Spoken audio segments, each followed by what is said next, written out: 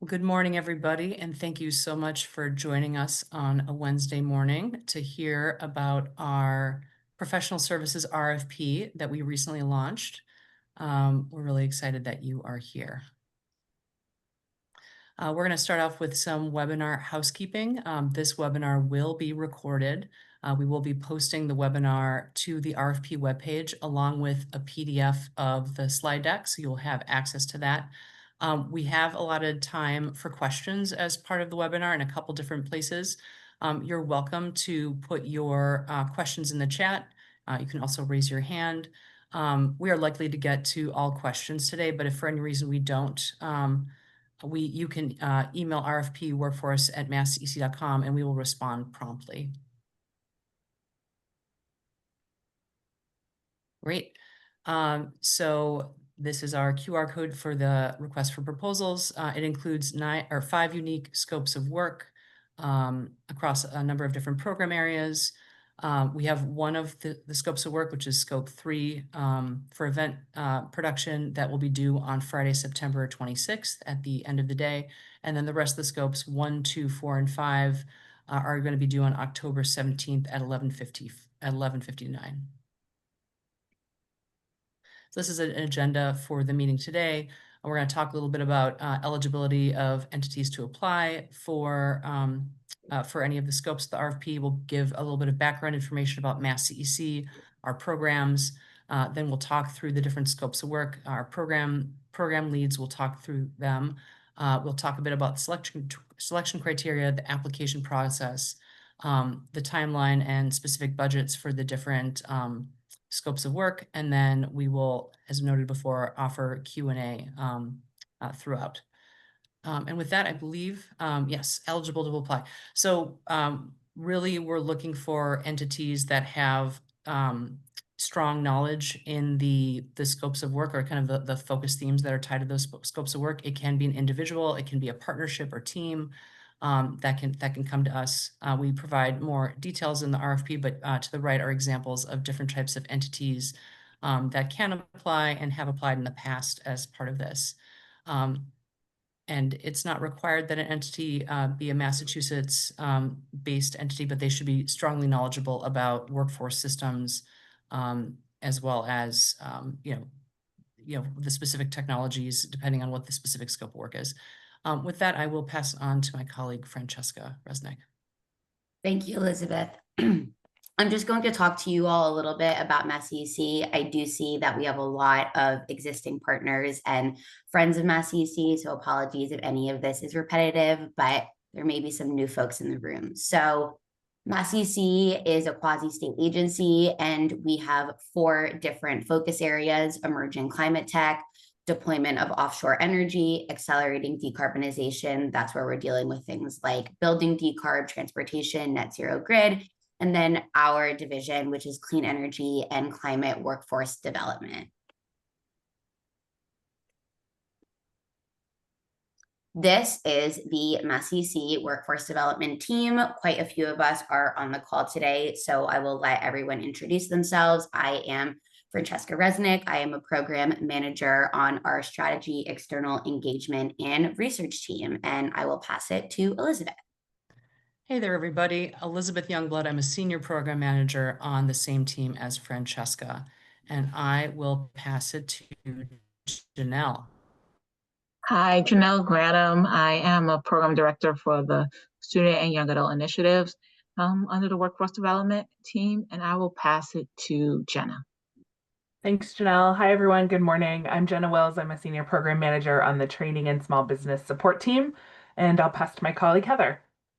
Hi, I'm Heather Mercenick, and I'm a program manager on the same team, the Training and Small Business Support team, and I will pass it back. Great, thank you all. And I think also Josie is on our call as well, if you want to introduce yourself. Hi, I'm Josie Wagner. I am the Workforce Development, Environmental Justice, and Research Fellow. Thank you, Josie. Okay, fantastic. So again, many of you are familiar with Mass CEC Workforce Development, but I will tell you a little bit more about what we do. We're trying to foster heightened career awareness. We're trying to increase the availability and effectiveness of the training, advancement, and small business opportunities that exist. A main goal of ours is not just to expand the workforce, but to also diversify the workforce. And we are really working towards coordinating effective regional and statewide partnerships to maximize impact. We want to ensure that everyone can thrive in the clean energy economy. We are working towards an inclusive energy transition. As many of you know, we have grown a lot, which is what makes this slide extremely exciting. We currently have 401 active awards and contracts. We have $79 million in awards being managed, over 600 ecosystem partners, and over 20 full-time staff who are doing this work. As we described on our staff slide, we have divided our department up into 3 teams: training and small business support, student and young adult career pathways, and the strategy, external engagement, and research team. The 5 scopes of work covered in the RFP that we are talking about today will touch on all 3 of the teams within workforce development. We have several strategies that we are currently engaging in to accomplish our goals. We are engaging in career awareness, pipeline growth, equity through access and support, strategic support for small business, provider capacity and advancement, and industry solutions and regional coordination. Again, these slides will be shared so you can read a little bit more about them, and also always ask us any questions if you have any questions about how we are doing our work. I am going to pass it now to my colleague, Heather, who is going to talk a little bit about Scope 1, Strand A, and then I will pass it to my colleague, Janelle, who's going to talk about Scope 1, Strand B. These are 2 different scopes of work underneath the same scope of work. Both of them are for providing technical assistance for 2 of our different teams. So we are going to talk specifically about Strand A first. Thank you, Heather. And thanks for Francesca. Good morning, everyone. As Francesca noted, I'm going to provide some additional background for those interested in the Scope 1 Strand A consultant needs. This is the opportunity to support Mass CC's Climate Critical Underrepresented Business Support Program, also known as CUBS. CUBS is a grant-making program designed to strengthen the capacity of underrepresented clean energy businesses, including minority and women-owned firms and others facing systemic barriers. Through this RFP, we're engaging consultants to help ensure an impactful rollout of the newest iteration of that grant-making program, a regional hub and spoke model, which I'll review in a moment. A note on this slide about the businesses served by the Mass CC CUBS grantees. They're often small, often micro businesses actually, and they support the design, manufacture, installation, and maintenance of clean energy and decarbonization projects. So these are often trades businesses. So like the example on this slide, maybe a minority electrical contractor hoping to expand into the maintenance of EV infrastructure in that space. We can go to slide 2. Next slide. So the CUBS grantees are a diverse ecosystem of nonprofits, business support organizations, workforce firms that are supporting a number of program goals. But more simply, what they're really doing is preparing these underrepresented businesses to transition to being business ready to compete for growth opportunities in the clean energy economy. We are supporting an equitable transition to the clean energy economy, but it should also be noted that these small businesses are crucial to meeting our Commonwealth climate goals as well. Next slide. So again, a little bit of an overview of the new hub and spoke model. The goals that I showed on the previous slide are going to be met through the coordination and targeted service delivery enabled by a phased rollout of this hub and spoke model. As I mentioned, this is an evolution in Mass CC's approach to supporting underrepresented businesses in the climate critical fields. It aims to support these businesses in accessing a consistent baseline suite of services regardless of the region of the business. And the grantees will either act as a primary regional service provider, a hub, so the green circles visualized here, aligned with one of the 7 workforce skills cabinet region, or a spoke, the orange circles visualized here, which are secondary service providers providing specialized additional services designed to overcome climate critical sector specific barriers in either one region or multiple regions. So again, the regional hubs will serve as anchor organizations providing core business services such as financial planning, management, certification support, network access, while the spokes are specialized partners offering sector-specific expertise. So for example, HVAC electrification or EV infrastructure. Thanks. The strength of this model is both its flexibility and its accessibility. Hubs ensure consistency across the regions, while the spokes will offer tailored services in the climate critical industries. And so the businesses, i.e. the participants supported by the grantees, can move between the hubs and spokes through bidirectional referrals, ensuring they receive both the baseline supports as well as the specialized support. So next slide, thanks.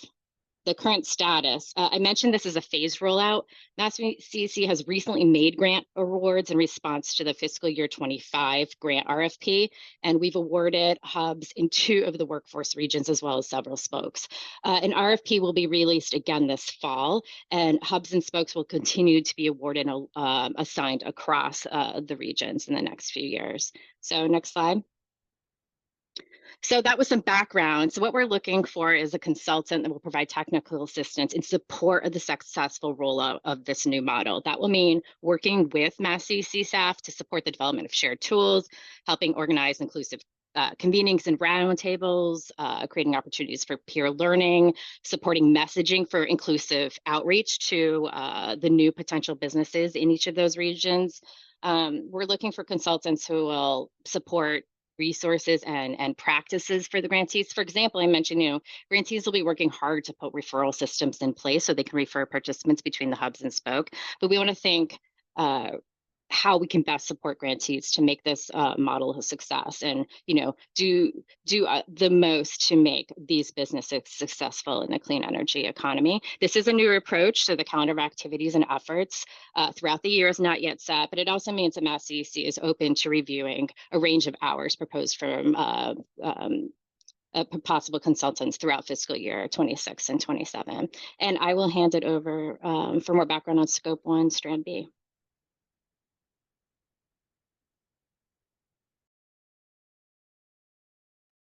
Sorry, having problems unmuting.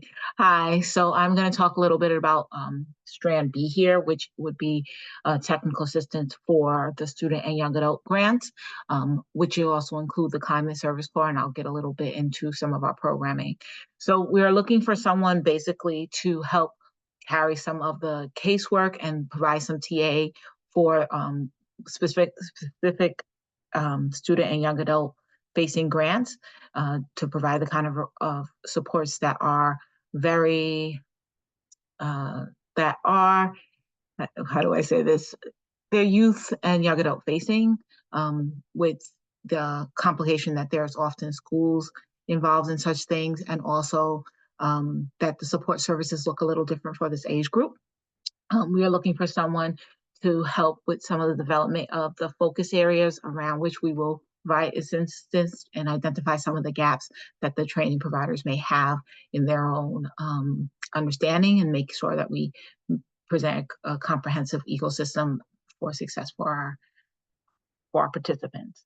That being said, I will move on to a little bit about what this is about, like some of the programming you will be supporting. So we put forth the curriculum this April, the comprehensive curriculum. This curriculum is meant to serve as a way for young adults to see themselves and see some of the careers and technology that are part of the clean energy ecosystem. Next slide. Oh, I'm not showing the video. The Climate Service Corps is an initiative that was proposed last year, and that will be that there have now been 4 grants made.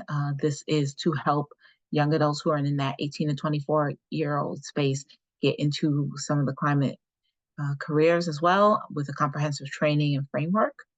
And then last but not least is the student and young adult grants. We will be announcing these later this fall, and we have career awareness, we have career pathways, and we have planning capacity grants. And so growing those into grants that will serve the population of Massachusetts is one of the goals of this technical assistance. That being said, I believe I'm turning it back over to Francesca. Still you, Janelle, just talk about SIPs, and then we'll go back to me. Fair enough. So scope 2 for this is for training for support of internship program success initiative, and that is our SIPS program. So the Clean Energy Internship Program has been running now for the better part of, I guess, I'll say 13 to 14 years, depending on if you started on a calendar or fiscal year. And what it does is it helps students who are in college, associate degrees, training and certification programs, and who are in the construction, maintenance, and installation, get into kind of entry-level jobs. We subsidize the wage for 12 weeks. If they're a high school co-op program, we work with the length in which that program exists. And so for this, employers do their own recruiting. Students also come into their own portal system. They match with each other. There's usually interviews done outside of the system, and it pays about $18 per hour. And the hope is that interns will eventually find part or full-time work if they are in the place where they're in their last year of, or that they are already a year out of schooling.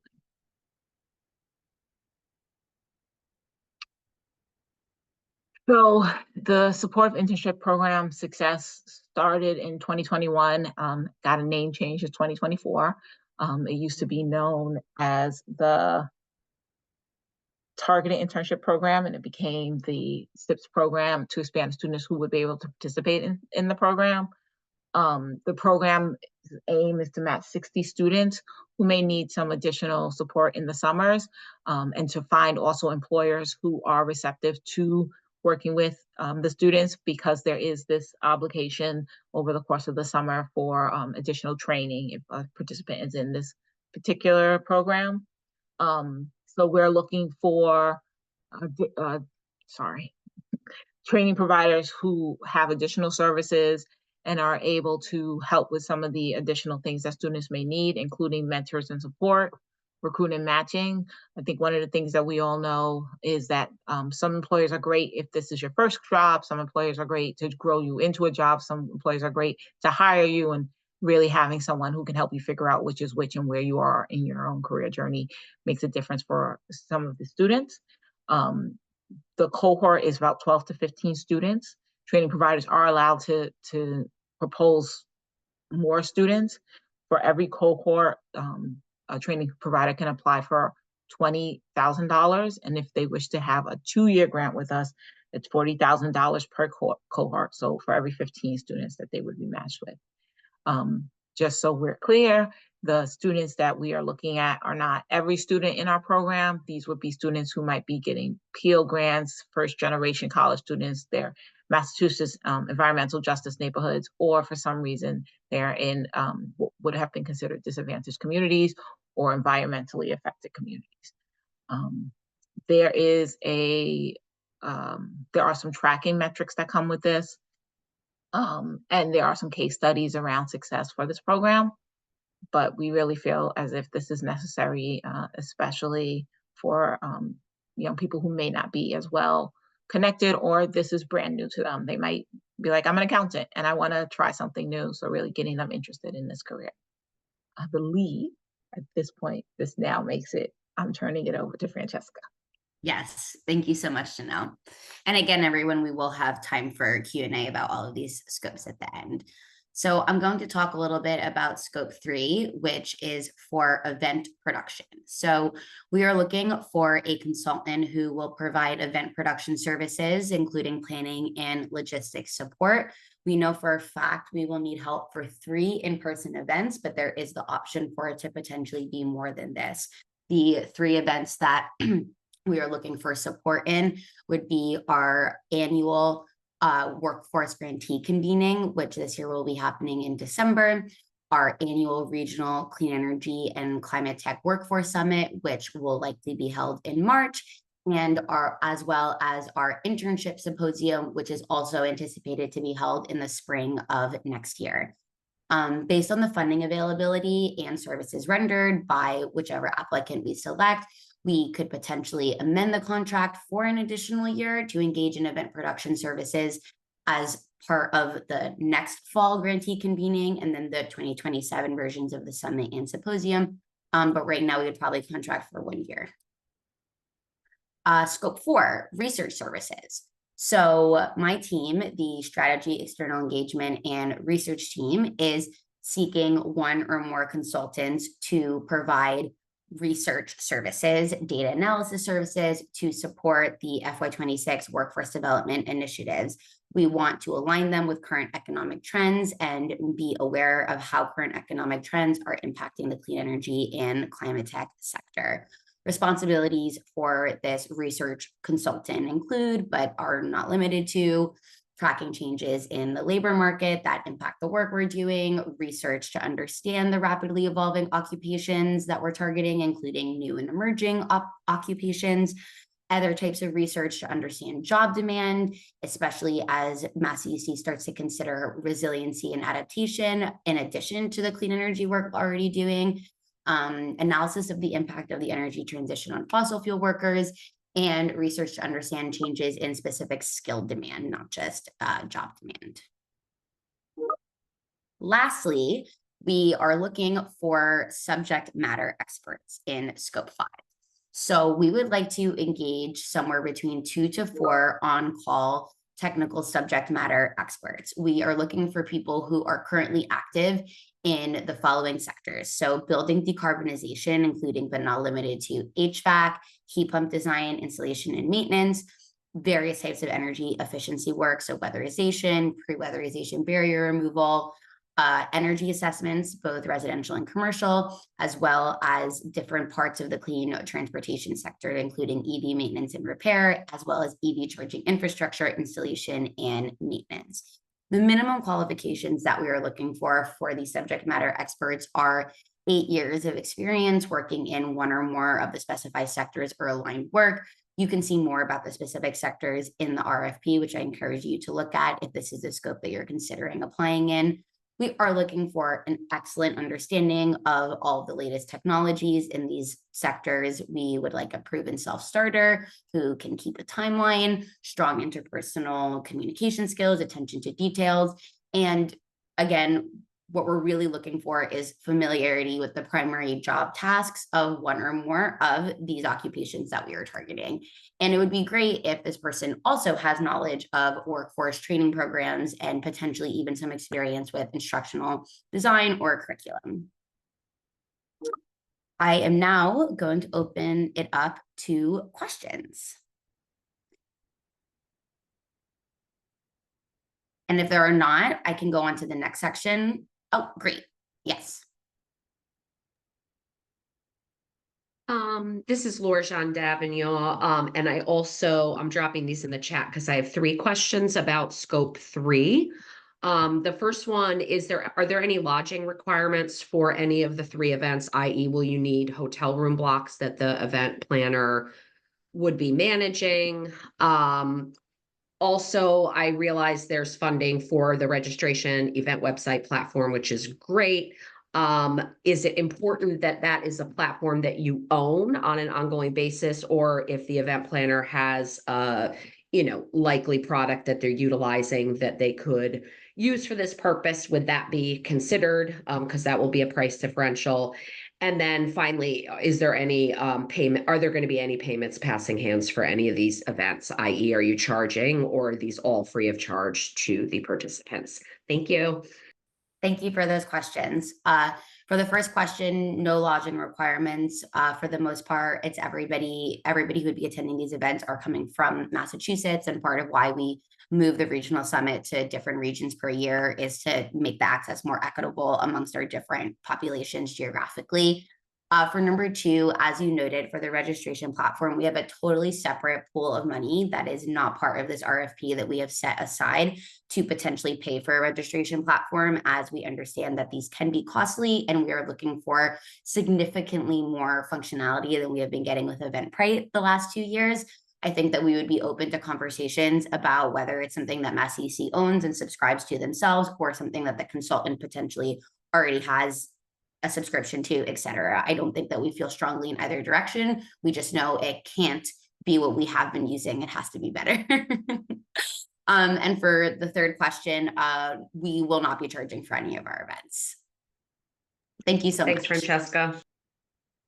I'm going to answer the question in the chat, which is about scope 5. Could the scope 5 work be handled by a team of experts, or are you looking for only individuals?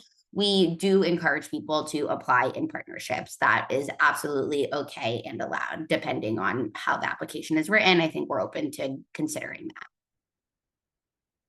I see Emily and then Jason. Yeah, thank you. My question is for scope 4, the research services. Are you looking for one person or organization to do all the research services, or would multiple bidders sort of focusing on different specialties like quantitative versus qualitative be okay? I think that ideally we're looking to only contract with one firm. If that firm had multiple people within it who were focused on different areas, that would be fine and aligned with our expectations. I don't think that we're at this moment in time looking to contract with more than one consultant. But again, if you are applying within a partnership, I encourage you to do so, and we will, read out every application and consider it accordingly. Jason. Thank you. I had some questions about scope 3 as well. I was curious, I think they're in two buckets. One, I didn't see any minimum qualifications that were listed around that. So I just wanted to confirm that there were no thresholds in regards to eligibility and sort of the evaluation of that area. And then my other question, just to put both out there, is just around the level of staffing support that you're anticipating. As we were reviewing the scope 3, there's a lot of parts of that that seem to indicate that Mass CEC and other partners are bringing resources, whether that's people on the ground or other contract resources into play. So we weren't quite sure, for example, level of registration, on-site staffing, and sort of the number of people or people hours that you were anticipating would be folded into that kind of scope. Those are great questions. Thank you. To answer your first question, I just went to the next slide, which does have the selection criteria. And as you noticed, we don't have minimum qualifications for scope 3. But what we do have that is specific to scope 3 is a desire to have a work plan outline that really addresses all the things we're asking for, as well as examples, which I think would be really helpful for us when making a decision in regards to event production services. There will definitely be a good degree of Mass CEC help. As you've noted in the RFP, a lot of, for example, the content development is going to be handled by internal staff. Things like venue selection are also going to be handled by internal staff because there are other factors that influence over what venues we can and cannot use. So that wouldn't be something that we would outsource. I would say almost all of the logistics support, though, we really are looking for the outside consultant to help in that regard. So something like registration, we are hopeful that the consultant would be the person on the day of who could be staffing that registration because of their skill set and ability to do that in a way that our staff maybe can. Thank you. Thank you. Lindsay, and then I'll answer some questions in the chat. Hello, thank you. I was wondering in any of the training scope, are you looking for self-paced design virtual trainings? Is this for scope 1? Any of the scopes, if you want, it's unclear if you want self-paced trainings for the virtual trainings, or if those are just like online Zoom workshops. This is for technical assistant. I'll let you know. Yeah. Scope 1 or anything with the scope 2. Yeah. So for scope 1, I think that's a mix. We do some virtual trainings, but there are also some in-person things that will need to happen. I believe mostly because some of these things are in conjunction with the summits we will be having, and so we would need our training providers to be available for that.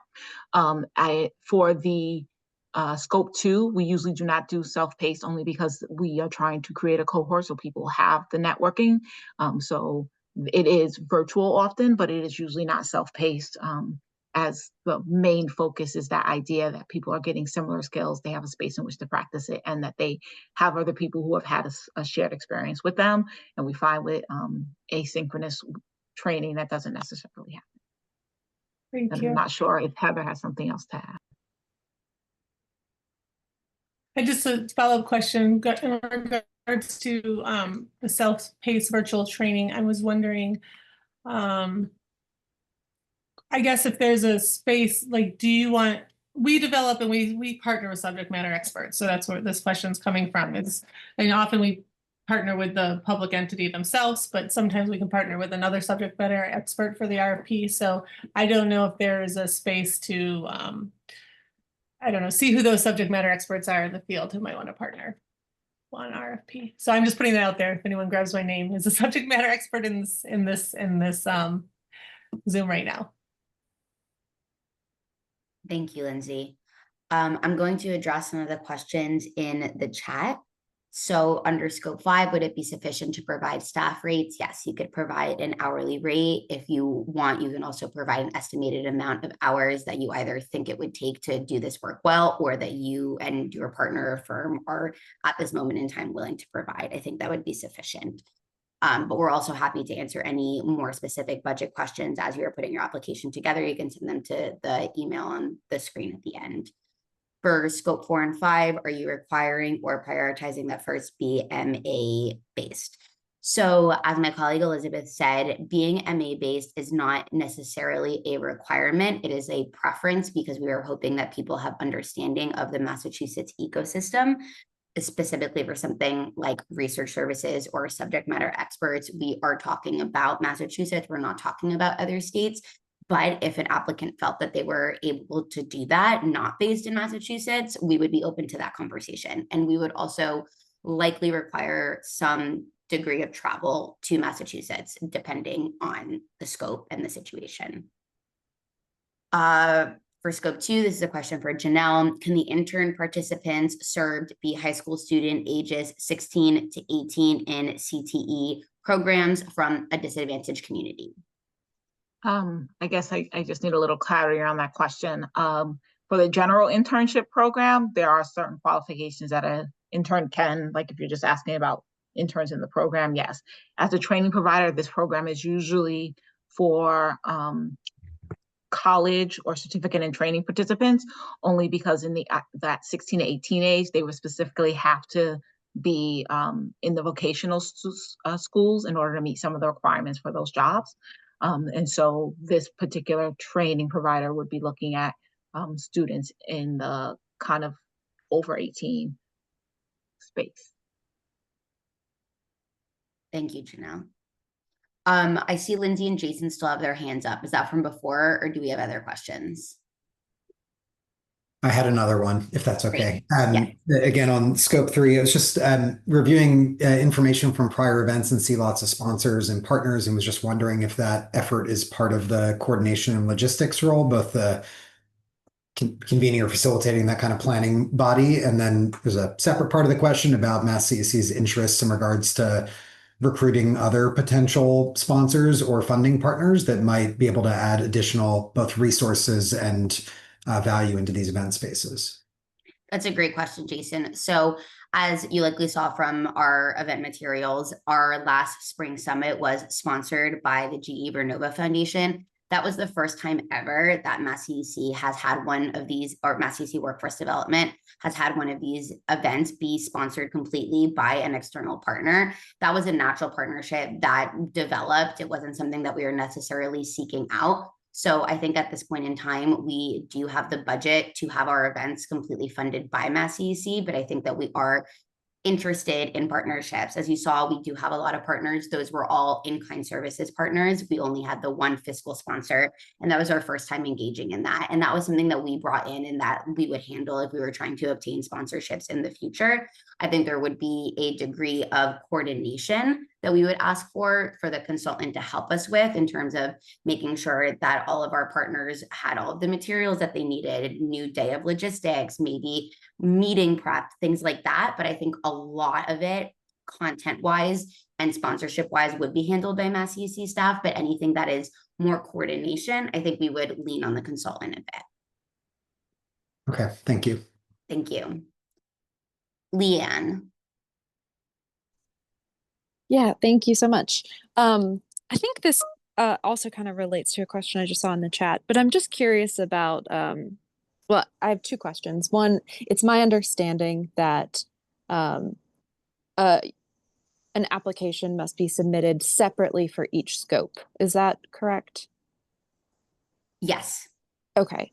And then the second part of that is around partnerships. And if Mass CEC has a preference to see kind of teaming across scopes and groups kind of working together and submit, even though they're submitting separately, like kind of a theory of work where we're partnering with other folks, or if there's no preference for that, and just if, say, some of the scopes you've made it clear that only one firm would submit for, so in those cases no kind of reference to teaming should be made.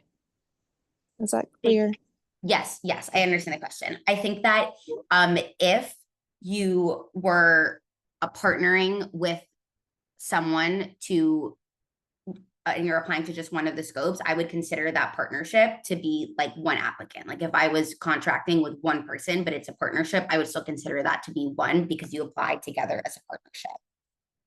But to answer the first part of the question, I don't think that Mass CEC has any preference in that regard.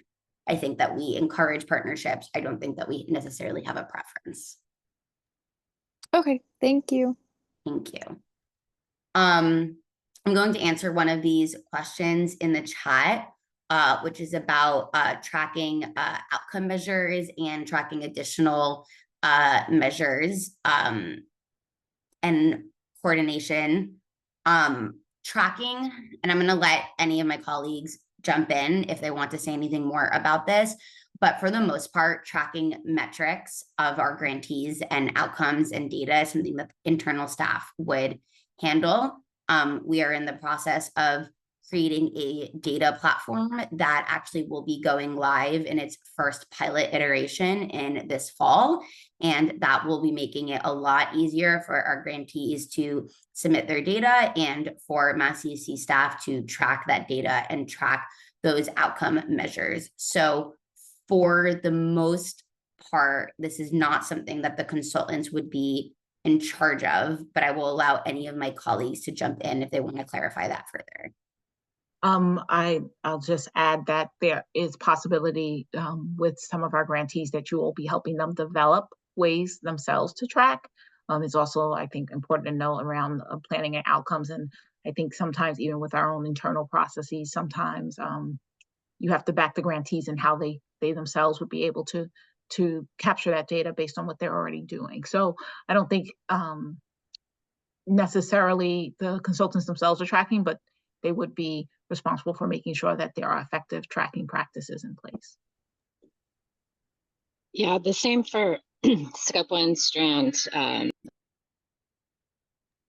For strand A, the scope of work does mention outcomes. I think that's a question for Kari. However, it was mentioned in terms of review because the consultant will not be responsible for collecting that data or setting up the systems. However, as Francesca mentioned, we envision transitioning to our data collection processes to a new online database and via a portal. And so I can imagine that the consultant may need to work alongside Mass CEC to review how we're rolling out those changes. I think that makes a lot of sense. And Carrie, do you want to specify what you meant about it in terms of Scope 4 specifically to make sure I address that part of the question? Yeah, no, thank you. That helps clarify quite a bit. I guess the relationship was just thinking about if there were other additional performance metrics that were being identified through the research efforts alongside working with the grantees in Scope 1, if there was just going to be like room for collaboration around that. But it sounds like there's already some things in place, and this is more about supporting the grantees and coming up with effective systems, and that all makes perfect sense. So I really appreciate that. Yes, I think that's how Scope 1 would be. And I think that Scope 4 is actually pretty separate from the grantees. I think we're really looking for labor market information that is more generalized and broad that would affect the way that we do our work and would allow us to more effectively help our grantees, but it wouldn't be tracking metrics about our grantees, if that makes sense. Perfect. Thank you both so much for that clarification. Thank you. Okay, I think that is all the questions. We have just a few more things to go through, like selection criteria and timeline and budget. So this slide has been up for quite a bit, so I'm not going To go through it in detail, you can also find all of this information inside the physical RFP. But as you can see, we sort of have 4 buckets, and each scope has specific information to that scope under the bucket, if and when applicable. And for scopes 3, 4, and 5, examples are required. And budget, alignment, and value, as well as references. So this is the application process.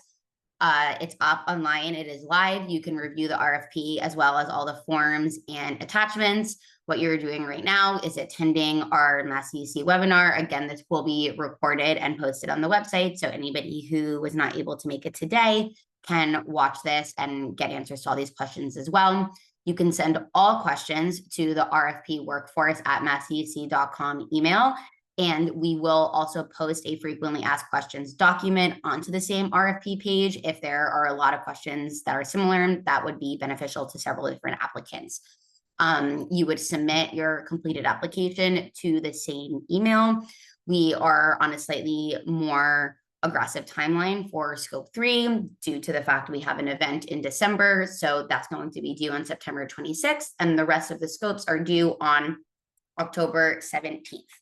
There is no deadline for questions. Ask them as you have them, and we will try to get back to you as soon as possible. And again, if there are any that are frequently asked, we will upload a document to the website so that other folks can have access to those questions. A completed application packet must have all 3 attachments. So there is the signature and acceptance form, the application form, that is the actual filled out form that has like your program design and your DEI qualifications and all those things, as well as attachment 3, which is a sample services agreement.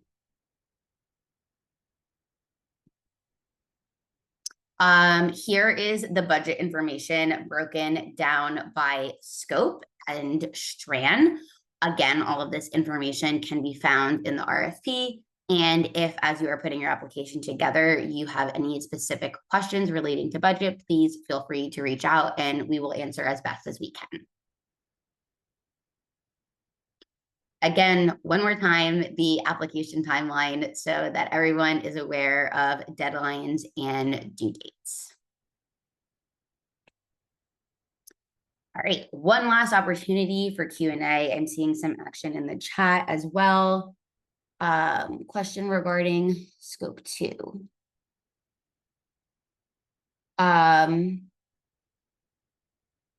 Corinne, are you referring to where do you find a description of the student internship program, that question?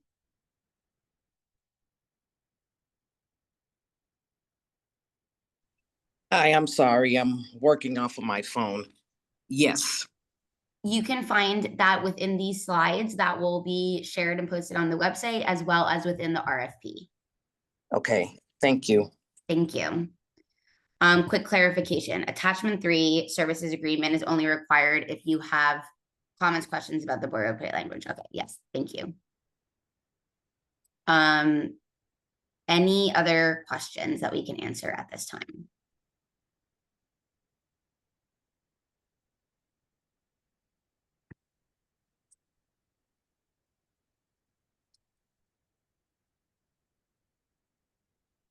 Well, we are very grateful to all of you for attending today's webinar and your interest in applying to our professional services RFP. Again, you can send any questions to the RFP workforce email if you have any questions, and we will try our best to get back to you as soon as possible. And please don't hesitate to reach out to either myself or Elizabeth Youngblood directly if there's anything that we can help you with.